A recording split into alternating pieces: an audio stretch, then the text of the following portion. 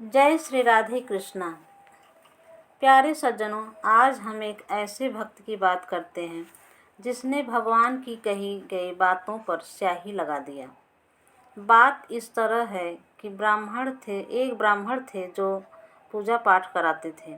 एक दिन वो बहुत उदास और दुखी थे क्योंकि उस दिन उनके यहाँ भोजन की कोई व्यवस्था नहीं थी। ब्राह्मण कथाओं में अक्सर ये प्रसंग पढ़ते थे कि संसार में जितने प्राणी जन्म लेते हैं उन सब प्राणियों का भोजन की व्यवस्था भगवान करते हैं, सबको भोजन प्रदान करते हैं।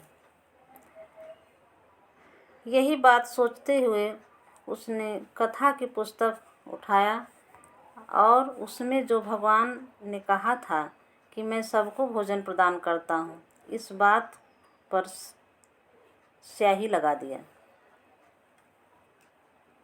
और उठकर चले गए। कुछ देर के बाद एक सांवले रंग का बालक ब्राह्मण के दरवाजे पर आया और वह खाने पीने के सामान से लदा हुआ एक गाड़ी भी साथ लेकर आया था। बालक ब्राह्मण की पत्नी से बोला कि मैं कुछ भोजन सामग्री लाया हूँ, उसको रखवा लीजिए। ब्राह्मण पत्नी ने पूछा कि ये सामान से लदा हुआ गाड़ी किसने भेजा है। उस बालक ने कहा कि अपने पति से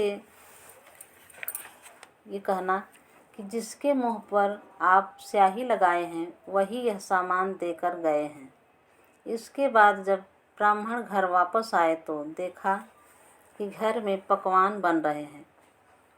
तो उन्होंने पूछा कि ये सारा सामान कहाँ से आया। तब पत्नी ने कहा कि जो बालक सामान लेकर आया था उसने कहा था कि जब तुम्हारे पति पूछेंगे तो बता दीजिएगा कि जिसके मुंह पर स्याही लगाए थे वही ये सामान देकर गए हैं। यह सुनकर ब्राह्मण को बहुत पश्चाताप हुआ